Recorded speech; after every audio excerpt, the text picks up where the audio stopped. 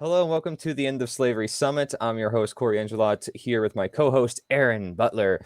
And we are here with a very special guest, somebody who is involved a lot with a lot of what's going on in the world today. And, he may not look at himself so highly and have a huge bio like some other people might want to have, but, I consider him to have really good essential knowledge that is just so essential for people because sometimes you don't need to go in crazy depth to really understand what needs to be done and say, well, I've published this book, I've done this documentary. This guy's already putting out so many videos and he just started and he is doing even more. And I encourage his efforts. That is what his main topic is about today. Anyways, it's about coming together to end slavery. So we're going to hear from his perspective how he got to where he is and what we can do to help bring more people together. So welcome, Brendan Spencer. Hey, thank you for having me. I like that little intro. Yeah, I mean, you say on your bio you're a somebody but a nobody or Yeah, something like that. I'm like, no, he's somebody to me because yeah. I've met you before and I know that you have really good insight. And so we're gonna ask you, some different questions about different things. And let's just start on, well, what is coming together to end slavery? What do we mean by that? Do we have to break that down? Well, yes, because a lot of my work does kind of start off the focus on the mental and the internal. So, we hear a lot of people talking about we have to unite, which is correct, but have we really healed ourselves internally and done, the shadow work, done that internal work for that unity within ourselves first? So that's what I've kind of been focusing more on because you cannot have the external without the internal. So we need to be healing ourselves, doing that shadow work, healing our own trauma, healing our own problems, healing whatever aspects about our own self that we may feel uncomfortable with. Then, as we are going through that process, as that unification process happens on that internal plane, then we can start to push that out externally and start to unite with others, start to unite with people in our own community, start to unite with people online. That's what I mean by as far as the uniting for slavery, not just the unification on the external, in communities, in building whatever we can, but uniting within ourselves, trying to heal ourselves in that process too. Because if we don't unite within our own self, then we cannot unite with anyone else. If we don't heal our own self, then how can we expect to, try to pass this information and try to heal others? So you have to be that teacher. You have to pretty much practice. You have to practice what you preach, as well too, and be that change that you want to see in the world. And it has to start with the individual. Start with looking at yourself in the mirror. Yeah, I mean, you're already doing so much and putting out such great content that you deserve a thanks for what you're doing. And like I said, I encourage people to check out a lot of your works. And you're actually sharing a video with them, right? How people fear freedom, why they fear freedom. Yes, yes. I had did a video with a friend of mine, Autumn, and we just came up with some reasons on why is it that people fear freedom. And one of the things that I always, have contemplated on is most people don't really know what freedom really is. And the reason for that is because, words have been obfuscated. And also, too, we see the death of the imagination. And this is something that I see a lot in kids is if they're not told what to do, then they don't really know what to do. That creating, how process as far as how to figure things out, like how can I get to this goal, or these problem solving skills just aren't there. And we've seen this as far as in the whole parenting, they're not parents aren't teaching these kids these same skills because most people in society don't have those skills, those problem solving skills, seeing things from the bigger picture, or weeding things out or putting things together. They don't have that creative mind on top of with the logic, but that creativity, that imagination has been stifled, it has been stunted in most people. And that's what I have seen, like in talking with people. You ask them like, hey, can you imagine a world, without government, and the first thing they do is just go into fear. How they go into trauma and terror, because they're like, well, who would rule us, and they can't imagine themselves. They can't imagine a Mhm. world in a different, her reality outside of the reality that has been structured in their own mindset. So yeah, the depth of the imagination is a huge one, because if you can't envision this in your mind, then how can you go into those steps of making it manifest into the world? Because I can, see the world and see this reality. That's something that I dream about every day, is seeing a world based in freedom, and not just for myself, but for all life, for all life, for each and every, conscious being that is out there.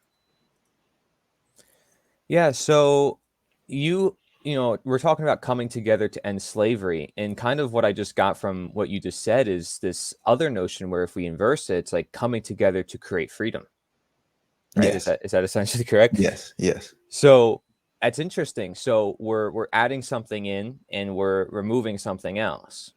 Is that a direct correlation? Like creating freedom to end slavery. It sounds like a direct correlation, but it also sounds like a really big step. And to a lot of people, it's like, well, geez, how do we get there? You mentioned kids, maybe raising yep, them up yep. properly, Parenting, yeah, or yourself, understanding yourself. A lot of people on the summit have talked about how you have to look inside yourself, right? And yes, help that before you help others, like you just said. And even coming together in the past, because when you think of slavery, there was times where we talked about slavery in the past, the abolitionists in particular, which I tend to talk about, but they came together, right, in yes, order to do anything. correct. So, yeah, what is it then do you think that is effective when we come together? What's actually happening when we do come together, and how is it that we should come together? Well, what happens is when we start to come together and unite, those voices are not just singular. Those individual voices get louder and louder. If you look at it, like from a conscious level, we are all energy. Okay, well, if all the energy starts to, help build itself up into one place, or help resonate itself, then it can start to, help unify and pulsate and be larger and larger and larger and larger. That's what, how the power of coming together, of, how unification, of harmonization, of seeing the bigger picture. Because if it's just you who is, trying to speak this message, and it's just you, hell, versus the 24/7 hell propaganda machine and all the other, how mind control that is out there, you aren't the loudest voice, so those other voices are always going to be heard over yours, and it will possibly weed yourself out. Just go inside of any large stadium, or where there's loud music, and you try talking, the loudest voice is always going to, water down Yeah. everything. So imagine that. Once again, imagine that. So create it in your own mind, seeing a lot of people who have the same voice. If we came together, how it doesn't have to be physically, but if we came together online to, help unite the same message, help come up with ideas, help be a means of support, help encourage each other. It's almost like we can be the backbone, because as that voice gets louder, it's going to bring more attention to that voice. So as a group, as this, harmonized unit, whenever problems come, we can deal with those problems, because there are going to be problems that will arise in no matter what you do. So those with the loudest voice will always get their message held across. So how do we go about doing that? I think we all really have to see what the bigger picture is, and stop all this end game fighting. He'll understand that we are all unique in some ways, when it comes to rights.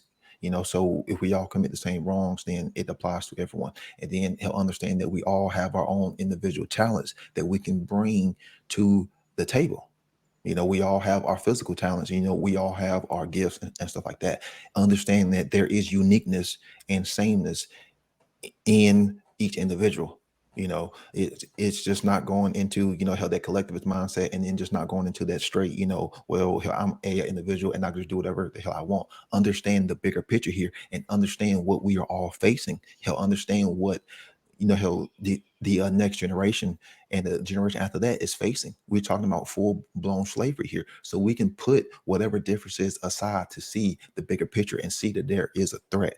And in seeing what the bigger threat is, then you can start to put whatever forms of egoic, hell, personal vendettas that you may have had. We don't have to agree on everything, but we can see the bigger picture is, and putting our personal differences aside, putting their ego aside, to see that there is a danger, just like most animals would do in an animal, in the animal kingdom. Not comparing us to animals, but even in the animal kingdom, you would think that logic animals would come together to deal with a threat if it is going to take them out, and that's what we are dealing with here. So in seeing what the bigger picture is, then you really start to care. You can really start to, put yourself in other people's shoes, because you are going to have to communicate with people. You are going to have to talk with people. You are going to have a unique set of skills in order to put this information out. So, and as you are doing that, you are growing in the process too, because you are learning hell about yourself too.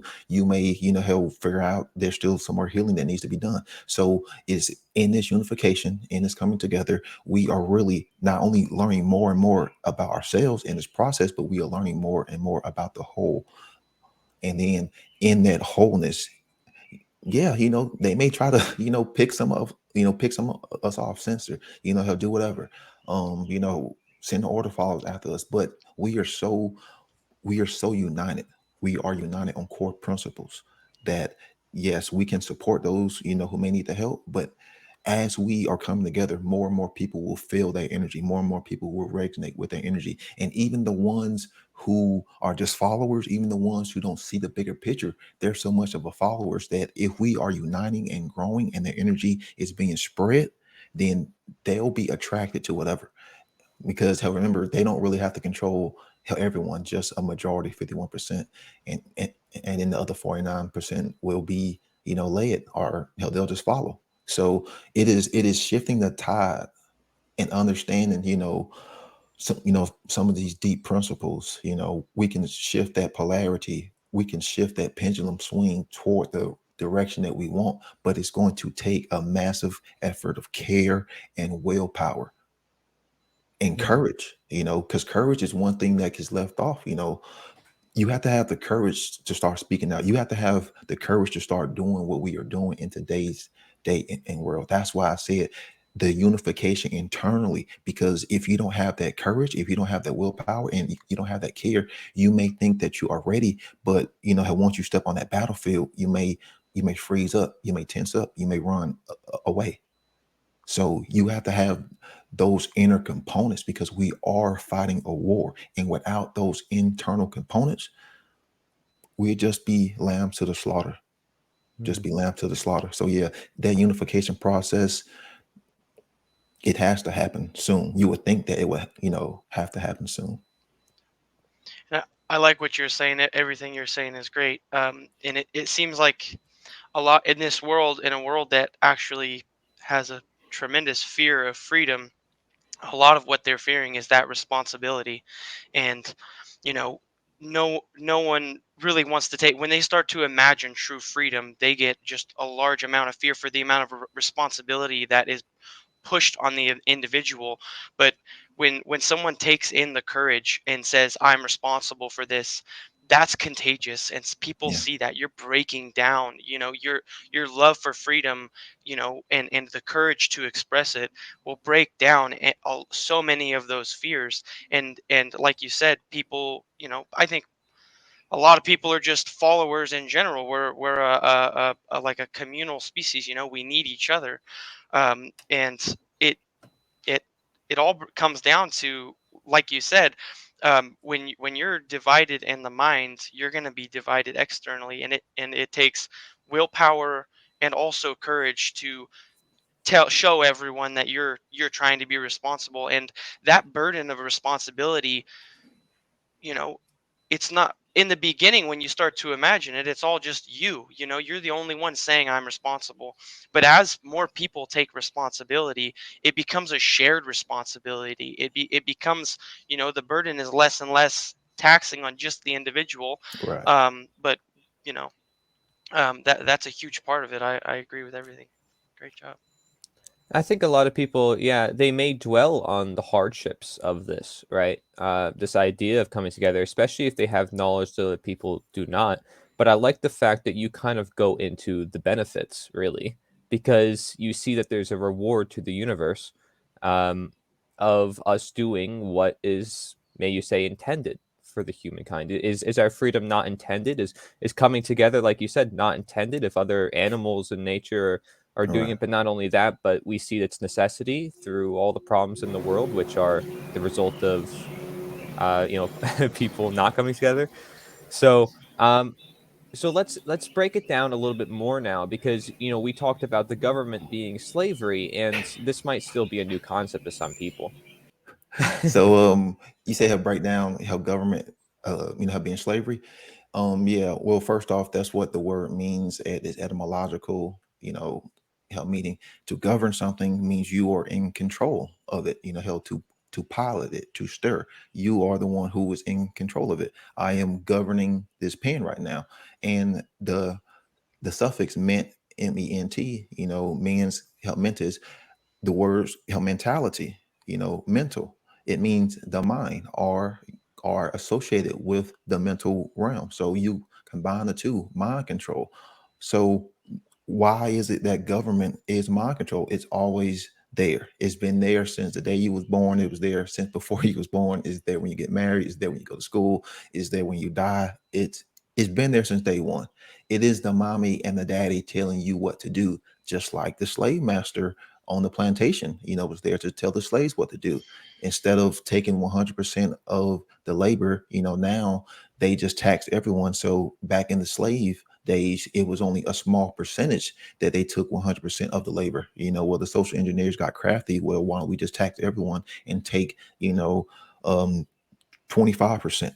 It'll be, have more of a increase in income for them. So that's the reason why government is slavery. It's always making a claim on our body. It's always telling us what we can and cannot do. It's saying what is right. It's saying what is legal. It's saying what firearms you are allowed to have. It's saying, how when you can go off and fight. It's just always telling us what to do. It's like at some point in time, we have to understand that we are sovereign beings, and we cannot continue listen to that chatter that's always in the back of our mind saying, what if, what if, what if, what if? That what if mindset has been installed by authority to create more fear, to say, what if, hell, the government wasn't here? What if I needed to get this? And, hell, there was no corporation. It's always excuses, excuses, excuses, fear, fear, fear. That's exactly what the slave master wants you to think. Well, if you got some means of freedom, well, how would you feed yourself? Well, you don't know how to read, how you ignorant, how would you maintain yourself? It's always this what if fear. That's the mindset of that they want you to have, because whenever you are in a state of power and whenever you are not in a state of power, in order to maintain that power in any abusive relationship, because the government is in abusive relationship, they always use means of fear. Even if you want to look at, the male who may beat his girlfriend or wife, he's always constantly using verbal abuse. You are nothing without me. You won't last without me. It's always fear, fear, fear. Hell, what if, what if, what if? So that's why government is slavery, because it is always creating mental conditions to keep you in a state of fear. Create mental conditions to keep you in a state of fear. Then therefore, in that state of mental condition, you retard yourself, or you lock yourself into that mentality. And then therefore, anything that springs out of a mindset of fear is going to be controlled. That's why government is mind control. That's why government is slavery, because it controls you at the mental level. Then, therefore, you are trying to produce on that same mental plane. Then, anything that springs out of that is going to be toxic. And this has always been the plan since day one. So that's why government is slavery. It's always telling us what to do. It's that mommy and daddy that's always shooting that voice in the back of your mind, because we've heard that voice so many times since the day that we were born. I think people are starting to catch on as well as it comes into their life, and they're Yeah. like, why is it in my life? A lot of people are starting to feel that, but some people might say, well, why can't we come together to limit the government? Why can't we come together to control the government so it doesn't control us? That's a funny one. Yeah, why can we not come together to limit that government? Okay, even if we somehow did possibly do that, you're still setting yourself up in that eventuality for things to spring up later on. So that's what the problem is you're not fully getting rid of the cancer. It's like you're only cutting out a part of the cancer. You want to get to the root. You want to get rid of all of it. You don't want to get rid of 51%, or 55%, or 60%, or even 90%, because a little bit of government is dangerous, because a little bit of government is still slavery. Because even in that limited scope of her mental, her reality, there's still a possibility, because you are controlling her reality at that time, because we live in infinite realities. So in a free state, you have an infinite amount of possibilities that can happen. Once you start to narrow that down, then that means you start to constrict, you start to have control. So that's why you can never leave that possibility open, because some psychopath could come at that time, and then people get comfortable. How people stop teaching, pretty much, how like we had at the start of this country per se. So if people, start to get lazy, start to get comfortable, well, then that little bit of government will always have that potential to become bigger and bigger and bigger and bigger and bigger over time, which we've seen that happen.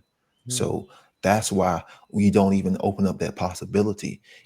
If we do get to this state of freedom, then we have to always morally educate and morally teach the ones who come, after us. And you have to constantly keep morally educating and teaching. Always keep constantly morally educating and teaching, because if that knowledge gets limited or gets shunned out, then you're going to have that possibility for authority, have to reign, because people do get comfortable. Hell, we all get comfortable in our own states. Hell, in our own communities. That's just hell, the thing. Hell, that comes hell along with being human. Hell, after a while, hell, we get comfortable. But it is in that comfort we start to hell, let things slide. Hell, we kind of let things go. We kind of start to let our guard down. That's why you don't want to have hell limited government, because once you start to let your guard down, then the government is going to always, hell, somehow get its tentacles through the cracks. Hmm. We're it's totally, it's kind of just the most simple thing. We're all after, total freedom for everything, and that includes, we're accepting the responsibility that comes with that. Now, and government, as we see it, external control does not mean external freedom. It's totally opposite. You will never have external freedom when external control is present. It's just impossible. Yeah. It's simple 1 + 1. Uh, Obviously it takes it, but people don't. They think it's a naive, or a naive mindset, but control is a naive mindset. It's not changing the mind. It's an external, trying to change nature and change humans. Anarchy, or the state of non-slavery, slavery is the natural state of man. It's not natural to seek control and to dominate other people. It's simple stuff. But yeah, yeah, yeah. Yeah, so this is good, because now what I tend to notice is we're talking about the action and we're talking about Yeah. the knowledge, which we see are sort of interconnected, because we're saying that what needs to be done is the very thing that's not being done, or that's the very reason why we have the problems, is we're not coming together. We're not together, and that's why perhaps it's easier for people to be controlled, right? All right. So now I'm going to ask you, like, is there resources that you would recommend for people who are new to this knowledge or new to taking action? And if you want to answer those two separately, you can. Resources for new individuals as far as this information. Well, the number one video that used to recommend, and I know it's kind of hardcore, is Mark Passio's How Natural Law, has seminar. But I would recommend his The Science of Natural Law, just because it's shorter, and The he's asking some documentary. wonderful questions. Yes, yes. So his documentary is the first thing that help that would recommend. And if they like that, then of course all of Mark's work, I would send them to Larkin Rose's work, help Lysander Spooner, just pretty much anyone who has been, talking about the concepts of pretty much the philosophy of How Natural Law, and pretty much the philosophy of freedom, because there are a lot of people who talk about freedom, but they don't really go deep into it, as far as seeing it from the mental and internal plane. And I will also encourage them to, the biggest thing is, you're not going to know everything overnight. It's going to take time for you taking in this information. A lot of people think that, because they watch a few videos and stuff like that. No, be willing to put in the time and dedication, because we still live in the golden age of information. So I would encourage them, help to know that you're not going to learn anything overnight. He'll be patient, be willing to look at videos that you normally wouldn't used to, he'll don't have your emotions on your sleeve, have something to write your notes down, because if you don't understand it, be willing to look it up, he'll be willing to pause the video. And some other people, as far as her research, of course, how Michael Tessarion, he gets into a lot about shadow work and the internal work. And of course, how Derek Bros' work, he's always putting out, how good information about trying to pull yourself out of the system, as far as, pulling back all interaction as much as you can, and, trying to look at other means to sustain yourself. There's more and more people that I am seeing that are willing to put out information. So you have to get a good feel for who you are going to listen to, because you may listen to all those people and you may just not, you may just not flow with them. Okay, so you have to figure out pretty much, like, how is it that you take in information? If you take in how information best visually, okay, you may be good at watching videos. If you are a reader, okay, you may be good at reading books. Um, you may be good at, hell, just listening to audio, like forgetting the background. Okay, then there's a lot of podcasts and audio too. So it's not necessarily, who do I recommend, but how is, do you know how you take in information that's best to you?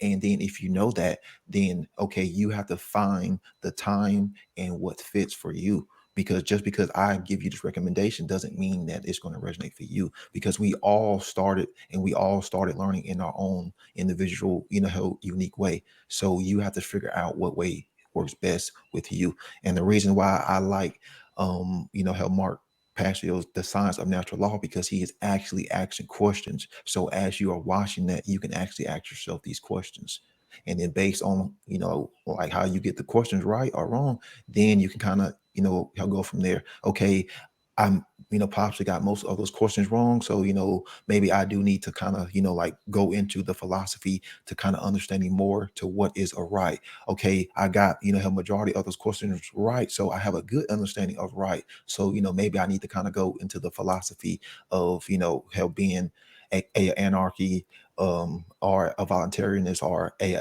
abolitionist. You're going more into the action, health standpoint. So based on where you are, maybe you need to kind of go refine your knowledge and research, which is fine, because we all should be going back from time to time to refine our knowledge, or how maybe you know a little bit more, you put in a few years, you read, have some books, you have a good understanding of it. So then maybe you can kind of go toward the action base, as far as to, like, how do we manifest this into the reality, pulling ourselves out of the, hell out, hell the system, hell building communities, and still trying to reach minds. Because at the end of the day, we should still be trying to reach minds and plant seeds, because that job is never going to be done until we are all free. Yeah, and I encourage anybody who's listening right now to reach out, if they need help or if they want to collaborate. We're people who want to help the world. We're here doing a genuine cause that out of morality. So we're willing to help. We're willing to collaborate. We're willing to do whatever it takes to make a difference to end slavery. I mean, we think it's a pretty big deal because we're talking about slavery. And I would hope that would sound like a pretty big deal to most people when they first hear that. But it's just the form of slavery that they just perhaps don't understand. And I can relate that to say, well, back then maybe not everybody understood it either, right? Because they're ending something that has existed for so long. And some people feel like it's natural, like you guys were saying, and that they were just born into it. So it seems like it's just part of life, and they shouldn't really question it. But if we go down the rabbit hole and we start looking at all the problems, right? We can even find knowledge there. We might even find that root of government, finding its tentacles, like you said, in everywhere, even in places where we don't think it will. But it has impacts in today's world, because if we're enslaved, then wouldn't you say everything that comes of our world is in part responsible of the slave master? Oh no, sorry. Yeah, I was just thinking, how we talking about the slavery and having its Hmm. tentacles and everything. And yesterday, I was driving by a church, and I was talking with my friend, and we just happened to drive by a church, and it still had the COVID testing in the parking lot. And then, hell, and I just made like, like they still have this testing area up here. So then he said that the job that he is working at, they park in a church parking lot, and he said on Friday they brought in a whole bunch of buildings as far as COVID testing. So then I'm like, well, what are the odds, that they're using church park, how church, have parking lots for these COVID testing, but these churches are involved, help with the government, and how they're holding hands, help behind the scenes. But I just thought that was a funny thing, because you said people may not really understand that, how the government has its tentacles in everything. Yeah, they literally have their tentacles in everything, everything. Yeah. I think if people have eyes to see it, they will find it. And anybody who does research, probably a lot of people who are watching this will probably agree with that. That's why they're watching this. They're interested. They're curious. And if you Mm, ask questions about the world, we're not asking you what to think or telling you what to think. We're asking you, like, are you thinking? Are you questioning? Because these are just observations that we're making within our lives. Do you see the same thing? Maybe you don't always see exactly what we're saying. There's a lot of people who are speaking on the summit, and they maybe you don't always agree with the way they put things, but because we all live in different environments. But are you right. seeing the general message, the correlations that we're all personally observing within our own lives? Maybe there is something that we're sharing here. And so that's goes into like my next question about action is, do you think a movement is necessary for action? This is something I like to ask people because it doesn't always get spotlighted. But back then in the 1800s, it was called the abolitionist movement. Nowadays, we have the independent media, not really a movement. We Yeah. have natural law community, which is great. I don't know if that's a movement. Then you got like, the truth movement, but I don't really know what that is, and like, does I don't that think anyone include does. this or that? Like, I don't know what that is. So I'm curious, like, is that going to be, in your view, do you think that's going to be essential for the action that is necessary? Or will they naturally spring up as more people come to understand it? Is there anything we to be aware of, cautious about when it comes to movements and joining groups and communities? Well, I would say the benefit of a movement could be it can help bring awareness to whatever goal that movement has, because, once again, a movement, you're going to have many, how individuals, so those individuals can come together, how can, how broadcast, how put out the message. So a movement can help bring awareness to whatever message or goal. But just like with any other thing, once things become bigger and bigger and larger, you always have the potential to, he'll lose sight, or he'll lose whatever her message was, or you have some bad health individuals that can come in and help make things, not necessarily good for the group, but you always have those problems, but problems are going to spring up with everything. But I do see that the benefit for any movement is it can bring message. Now, I don't think it is necessary. I'm not saying, it cannot have a positive effect. Um, I think once people start to see this unity happen, if it, like if it does start happening, which I think is happening very slowly, but I think people will really start to compare the message that they are hearing from this movement, and they also start to compare to what they are seeing in the real world too. So that movement's message has to, have that effect as far as to can they resonate with that message in the real world and start to see that vision. Because if they can't compare the two and start to see that vision, then that movement will never really have a chance. So I think that's why we are starting to see more and more people who are talking about these things, and more people are starting to, you know, ask questions as far as, freedom, and, how can I pull myself out of the system? How can I pull my kid out of these government indoctrination camps? So I don't think a movement is necessary, but I really do think that it can influence if it's done correctly. Hmm. So yeah, that's very interesting, right? Because I mean, spoiler alert, but obviously I create a movement. Yeah. It goes without saying. But and I try to look for people who can critique it and see, because I'm trying to make it very universally grounded, which I don't Mhm. usually see with a lot of movements of the past. They're usually focused on one person. They're not focused on the ideas, or they are focused on the ideas, but they're not universal. They're not eternal. It's Right. very different. So I try to keep that all into account. And so that goes into my next question is like, do you think there's any actions that aren't being done that you would like to see being done, even within researchers or independent media communities, the truth communities? Are there certain things that you think needs to be done that hasn't been done, or, I still think about this on a day-to-day basis, right? Because this is something that we have to strategize about. This isn't just the knowledge that we obtain about how our universe works. This is the knowledge of how we obtain how we get there Yeah. based on our current world, which is, wrapped in so much convoluted business. It's even harder, perhaps, to come to grasp. So, have you? I'm not sure if you've looked into this much, but do you think there's, or if you have any strong opinions about this, but is there any action that you see not being done? Well, it's more of I don't see the topic of morality being talked about by that much people still.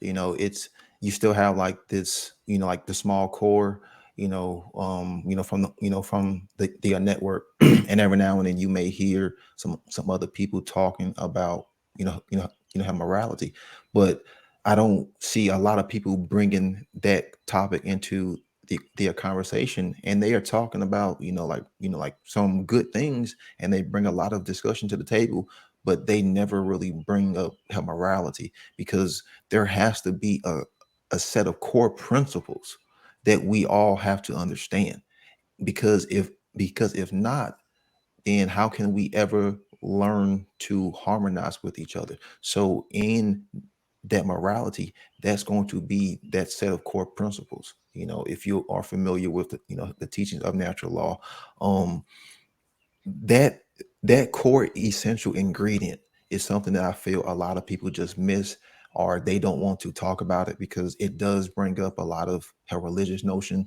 There is some backlash that's going to come when you talk about objective morality, because people are just going to throw you into, oh, you are a Christian, or you're just trying to bring that religious dogma. It's like, no, there is an actual science, there is actual truth. You can actually come to understand this enough to the point to where you can apply into your life. And that's the biggest thing that I just see is people just leaving out that core essential ingredient, because I do know that morality is the core essential ingredient. And if we are talking about unification and coming together, what are we going to unite off of? We have to have that core essential ingredient, which would be principles, help, have morality. Do you understand what a right action is, and do you understand what a wrong action is, and are you living that in your life? Like, have you taken that information and that knowledge and harmonized with it to the point to where you feel comfortable trying to explain it to someone else? You don't have to do it in just the way that Mark did it, or how the way that how I do it, or the way that Corey does it, or the way that anyone does it. Do you understand it, and can you put it in that way that you feel? And that's what I just feel that a lot of people are lacking, is they do not want to bring up the topic of morality in that conversation. Because it strikes at the root, right? You said like Yeah. that's what needs to be focused on, and that has to do with slavery, that has to do with Yep. government, right? You said mind Yeah. control. So, morality and mind control. I mean, if you're not in control of your own Oh, mind, who's in control of right. your mind, like Aaron said. So Yep. there's question as to, like, is that moral, is that right? These are just some questions for people to ask who are listening out there. And of course, like I said, I recommend they look out your video, Why People Fear Freedom. I see you go into like all science about it, you go into like the brain structure and everything. I think it's really intriguing, very interesting. I recommend a lot of people look into that. And so, yeah, I mean, the fear of freedom is an internal thing, right? And freedom is an external thing, maybe you say, or, you have to obtain it internally and then you obtain it externally. But, um, that fear is keeping people in their slavery, may you say. So, what kept you from obtaining your knowledge? Because I think we all had this process of our life, right? We said we were all born into this process of wow, oh my gosh, government exists, it's here, it's where we have to sign this birth certificate, we got to do this, got to do that, oh, we got to pay taxes, oh, it's like, interesting. I didn't know that that came with the birth process Yeah. by nature. So, what really woke you up? How long were you asleep per se? How long were you a statist? This is the word we'd like to use to describe the belief in authority. Yeah. How long were you a statist, and how did you get out of your statism? Oh man, this is something I've thought about so much because I'm always thinking about like why is it that like I was able to see the stuff and snap out of it, but sadly I was a statist for 27 years. I'm 36 now. Um, Man, I was playing video games. I was playing Call of Duty a lot. Like I was that dude who'd be up at midnight getting the new Call of Duty in November, and I did that for 6 years straight. But there was something that snapped at me. I was like, this is the same game over and over. That pattern recognition started to kick in. And this was this was right after Sandy Hook. So late 2012, early 2013. I wanted to get a firearm and I just started doing research, and I just happened to get into conspiracies and did that for 2 years. You know, Went down that rabbit hole, searched all of the conspiracies. Was a Ron Paul, advocate slash a libertarian. How this when the Ron Paul thing was blowing up. How YouTube was blowing up, and then used to watch Alex Jones, Hell for Infowars, and just so happened I happened to watch the Alex Jones nightly news with Leanne McAtoo, and this is when Mark had did his first interview. And you know, it's like once you see Mark and how he presents, he just had this energy, and he brought up the whole topic of mind control and slavery and occultism. And I had never really dove in deeper. Like it was just surface level conspiracy. So he left so much of a imprint that I'm like, who is this dude? So Mm. I went like 2 weeks, didn't check out any of his work, and then I finally looked up his name, and then his natural law presentation, how came up. Went through that in 9 hours, sat down the first time, went through it, didn't eat, was confused. I had questions, went, watched it again. And I'm like, man, something about this is making sense. So went through his podcast, went through all of his links. You start coming across, how more other people who put out this work. How Larkin Rose, which is, he's phenomenal. His book, what is it? The Most Deadly Mhm. Superstition. Yeah, read that book, highly liked it. And this is when I started reading, because I knew I was good at taking in video. I knew I wasn't the best reader, but it was something that I wanted to do. So started getting books, started reading those. And Richard B. Weatherill's books, Yeah. Right as Might. Oh man, those books Yeah. are phenomenal because they're simple, they're easy to understand. They're So fantastic. Yeah. right, yeah. So doing that for 2 or 3 years, like I literally went through all of Mark's work. Hell, this was when Tessarian was putting stuff on YouTube, went through all of his stuff, like internal work, how shadow work.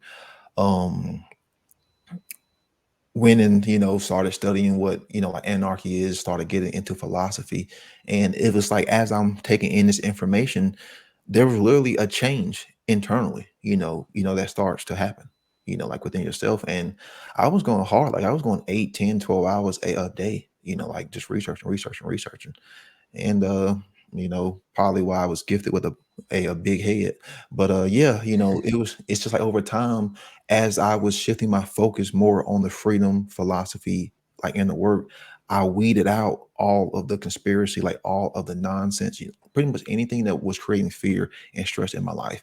And I mean the false set of fear and stress, stop going to certain sites, because all of the ads, and there was a purge that happened, because I think that's what a lot of people forget too, is as you're going through this process, you need to have that purge. You need to start to filter out the stuff that was inside of you once, or if you're still taking in information that may necessarily, not be beneficial to you. Are you willing to let that stuff go? Are you willing to purge it out and get it out of your life? And that's what I started to do, was shift my focus on the things that I needed to be focused on, how internal work, rights, freedom, how all of those things, how shadow work. Then that process started to open up. Then those doors started to open, because as I was going through Mark's work, it was like for each video that Mark had recommended, 10 more came in. Or like for each book, you check the sources, and you may see 10, 12 different books, and hell, you can go to those sources, and it just kept opening up more and more and more and more, because Mark was always very well researched. Well, I'm glad he did, because all of those research have opened me up to all of those, how presenters work, like Lloyd Pye.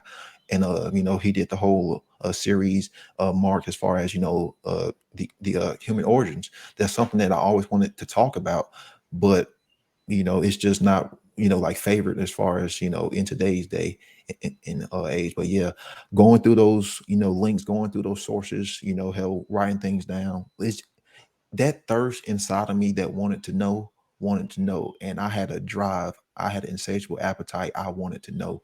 And boy, when I wanted to know, that information came in like a floodgate, because this was back before all the censorship like really started. So I kind of took advantage of all the videos that were being posted online. And I'm thankful that I did, because it was about 3 years into it, I started to see a change, like talking with people, and other people started to see a change within me on how I conducted myself, how I presented myself, like how I taught, how my vocabulary got better, it expanded, because that's one thing, is when you are reading, you're also growing your vocabulary and your imagination too. So as I'm talking with people, like I'm getting positive feedback, as far as communicating with them. Because if not, like sometimes when you go to talk to people, you just want to go like just 1,000 miles an hour, like just straight, like hardcore. Some people you can do that, but some people you can't. You're gonna lose people. You're just gonna flood them with so much information. It was after I started going, like on my own journey, then that process started to happen within me, that I can, see like, hey, this person is being receptive to what I'm saying. This person is giving me these signals and these clues that what I am having to say is, resonating with them. So that's pretty much, like how my process started. It took years, because it was, like steps onto the conspiracy, because I just started to have this pattern recognition, playing video games a lot, because I always had free time. I never really had a 9 to 5 slave job. So I just shifted my time, from playing 10 hours of video games, like in one day, to, educating myself. And now, I've shifted that to learning about this technology, because that's one thing that I wasn't familiar with. But man, it is phenomenal, learning about what these computers and technology can do, because I was missing out for years. And, just happy to get a little piece of it as I'm learning and learning. Yeah, and meeting you is fantastic, right? I never got to meet so many people. And I think the roads all lead to the same sort of area when you start really having an open mind to what freedom is, as you said. That even if there is censorship, think about it, we can actually use to our advantage the philosophical, the educative ideas in the modern day internet. It's not necessarily censored. As long as you don't talk about today's topics and the things that rise to the surface, you might be okay. Use that to your advantage of just planting seeds, Yeah. light seeds, even like you said, just questions, or it doesn't have to be heavy enough to just plant the seed so that way it does its own work. And that's the great part about videos, right? Like it's always there, it always lasts, it's forever. And so we encourage people to produce their own content, and this is coming together, to do an interview or to collaborate or to find out how to do any of that. I would say that's all coming together. You bring your ideas together is coming together. That's coming together, and your own slavery to create your own freedom. And so, how long would you say you were a status? Like how many years? I bet this is a hard question for most people to ask. But yeah, 27 years. It was actually around the time I had my like Saturn's return that I started to, like wanted to die, like go down that rabbit hole. But it was actually 2000, yeah. So yeah, about 27 years. Exactly. Yeah. Had 27 years. Yeah, wow. So there you go. And there's always time. There's people, right, that we meet way longer than that, and they start to come understand everything, and they're Yeah. like, wow, everything I learned, it's all that question. Because they struck at the root. So everything that comes from it, it's now at question. So fantastic. Is there anything else that you want to mention in particular for our audience, and for the End of Slavery Summit? And if Aaron, if you have anything else to say to Brandon, it's up to you guys. What do you think, Aaron? And Yeah, I think a lot of what Brandon said was great. And for some reason, I just started thinking. I mean, a lot of this, and I think some of Brandon's work gets into more of the occult aspect, but what Brandon's doing and what we're doing here is we're de-occulting morality. Morality is hidden. We're de-occulting freedom. Real freedom is hidden. We're de-occulting all of these things. Like the occult is like the grease that goes in between all of the wheels, and learning about the occult was super impactful for me. I might slip in one question for Brandon. Mhm. You know I think it's my I'm I don't like to use belief a lot. I have a strong inclination that anyone, who goes down the rabbit hole, when you learn about the occult, there's something inside the occult for every human being. There's a craft for every human being out there, and every human being has their own specific way.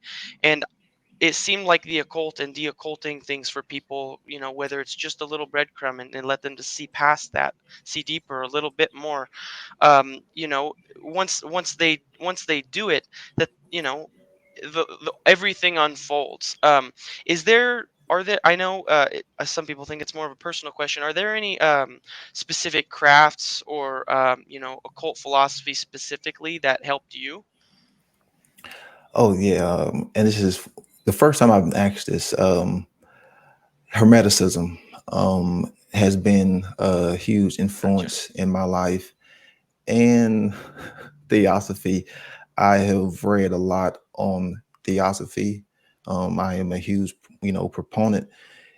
You don't have to, going out and join a group, but I do highly encourage, for anyone to check out, how the the works of, how Blavatsky, or the, how the Theosophical Society, and you have to do your own due diligence. Just like, I encourage, people to go out and read the Kabbalion or any of, how those, how works. But you have to do your own due diligence, and, how just be willing to, continue to push. But yeah, those two have been a huge influencer, and I still have some. Like, I would really like to go deeper into Kabbalah. That's probably, like one of my weaknesses. But yeah, Hermeticism and Theosophy have really been a huge influence in my life. And alchemy, Yeah. alchemy, of course, because you can't leave alchemy out, because that's, Right. integrated in all the in all the traditions. So Gotcha. Cool.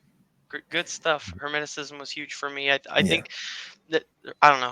I won't keep going off too much, but yeah, that's great. We're Thank you for sharing. passionate. Thank you for sharing that, Brandon. Yeah. This is good. And that's really good point though, because like so many people don't talk about the occult text. Theosophy, especially, I don't hear that one that often, but I ask a lot of people in real life. I'm like, do you know what that is? Do you know what deism is in Yeah. relation to that?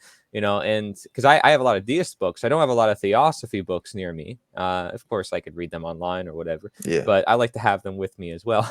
um, but yeah, that's a good point. I got to definitely get some of those on hand personally, and I would recommend that to anybody else too. And like you said, kind of weed out, make your own judgment of things. Look at multiple different texts. You don't have to join this, group of people or that group of people. You don't have to join my movement or somebody Yeah. else's movement. You can be within all of these. You can kind Yeah. of feel them out. You can add your own judgment, your own flavor to it. I mean, I encourage that for my movement. It's like, hey, take my stuff, do whatever you want with it. Right. As long as the knowledge remains the same, the truth gets out to people. It doesn't matter what happens. The truth is the truth. But of course, yes. Then we ask questions. We hold each other accountable, and this is, to me, this is how I think coming together and slavery can really happen, one by one, right? Yeah. Maybe this is just the beginning, or maybe never know. Overnight, things can change really quickly, with a trending hashtag or somebody who's an influencer who just catches on board, who Yeah. has a life awakening. Because some people don't come across this through research. Some people come across this through like a life experience, something that's like, oh my gosh, Yeah. what happened? And so it's nice to hear testimonies from people who were of a previous mindset, this thing we call statism, or what I call mental slavery, and in seeing how they got out of it. Because this is something I ask everybody in the summit is like, how did you get to where you are now? And a lot of people seem to understand this thing called statism, and this is something that we're particularly tackling because again, it's the root. So would recommend that people try looking at this root and see how much it influences their world. Do you have anything else to say about statism, since we didn't cover that in particular as a belief system? We did cover a lot of the surrounding elements, like what government is, the nature of government. But what about statism? How do you think that relates? Do you think that's just as important to look into as natural law? Um, Yes. Well, because I would say that statism is cult mentality at its finest. mhm. And how cult mentality is something that I have touched on much in my work. Um, just because I'm going to talk about like what I do, and I think people can understand.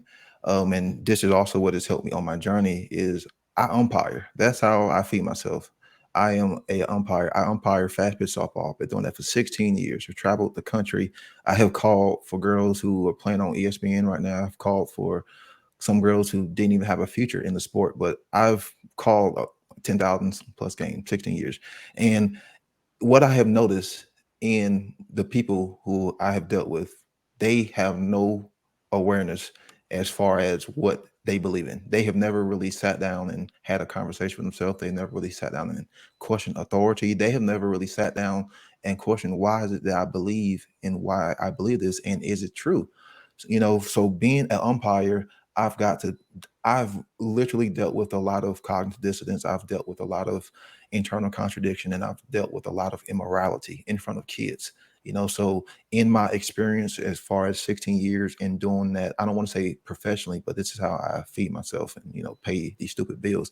I've had my share of experiences as far as learning from what I've seen and taking what I've learned as far as through this work and applying it to reality. So as far as like people's mindset, as far as like where they are, it is a sad state because majority of the people who I've seen and dealt with 90% of the time are in a state of internal contradiction because they have done stuff to me on the field and I have literally gone over to them and asked like, hey man, if I came to your job and started doing this to you, would you want that? And they're like, no. So then I'm like, well, why are you doing that? Like with me? And they just like can't compute, it's like they can't equate the two as being the same. But like they are just in People that. Yeah, malfunction. right. Yeah. Because they're so used to seeing that television and seeing those professional sports screaming at the umpires, so they think that's how reality really works. They can't break down the two, like, hey, that's not reality, and this is reality because we're doing this in front of kids, and how the kids see us acting this way, and then how the kid like it's this cycle, and that's what people really don't will look at, so in my experience for what I do as far as being a umpire, I have seen a lot, and I can also say that where majority of the people's consciousness is is lower than we thought because they don't really apply this concept and they're willing to do it in front of their own kids and aren't willing to teach these kids why is it you should not apply these behaviors. There are some parents, some coaches, who still do it, and those are the ones who I do applaud. Like I love seeing the coach explaining to the little girl, like, why is it that she shouldn't stand in the baseline if she doesn't have the ball? Because you're really getting her to understand. You're getting to the root. How most parents would just say, because I told you so, because I did this, and you see, that's where the basis of this authority training starts. It is in our, from our parents, from our teachers, because I said so, because I did this. That's where this authority starts. So it starts right there and it is boosted into statism. Hell, to talk about statism, it starts very young. It's not just in the schooling, it's in parenting, it's in all aspects of life. It's when you're told don't ask questions, hell, don't think for yourself, don't express yourself, don't use that imagination. That's where that authority starts. And it is boosted and boosted and boosted and boosted into the ultimate, like mega form of statism, where they're putting people in charge to rule not only themselves, but for all of us. So, hell, I just Interesting. wanted to add that. Yeah, that's really good points. I mean, you're beautifully wording these things. I don't know if you realize it, but you're beautiful. And like it's just kind of funny because you're saying the problem is with the teachers, the knowledge that they're obtaining, and then we're saying, well, here's this other knowledge that you need to obtain.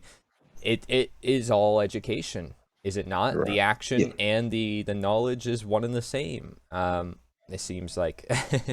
So I The thank you funny thing for, is, yeah. I was like, sorry. And one last thing is, I've ran into teachers, and they may ask you like, "What do you do?" And I'm like, "Well, like I'm a teacher." And they're like, "Well, what school do you teach?" I'm like, "No, like why do you think that a teacher only has to teach at the school? How Mm, teaching the curriculum is like, no, like why can I just be a teacher? Trying to teach people about freedom, about morality, hello about self responsibility, self sovereignty." And then you look at them, and it's like, what the fuck are you talking about?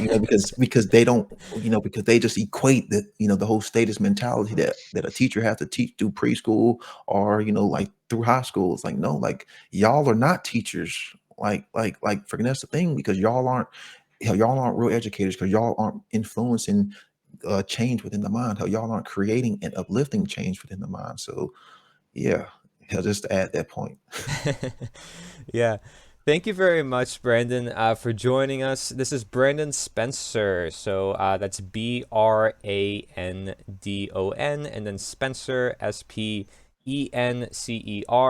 Recommend checking out his works. Just look up his name or anything related to natural law. You might find them as well. Anything that you see, he's doing a lot of interviews. Like I said, a lot of works lately, and I applaud you in doing that. I recommend a lot of people check it out. And check out his resource for everybody, which is How People Fear Freedom. I mean, why do people fear freedom? And it goes deep into that with another interview that he conducted. So I would recommend that for people to check out. And for anybody to want to see any more interviews like this, I would recommend going to nita.one/summit. That's nita.one/summit. And you'll get the End of Slavery Summit with all the many speakers and all the many different resources. Thank you very much for joining me, Brandon. Thank you. Yeah, thanks for having me. And thanks, Aaron, for having me. Appreciate Of it. course. Thanks.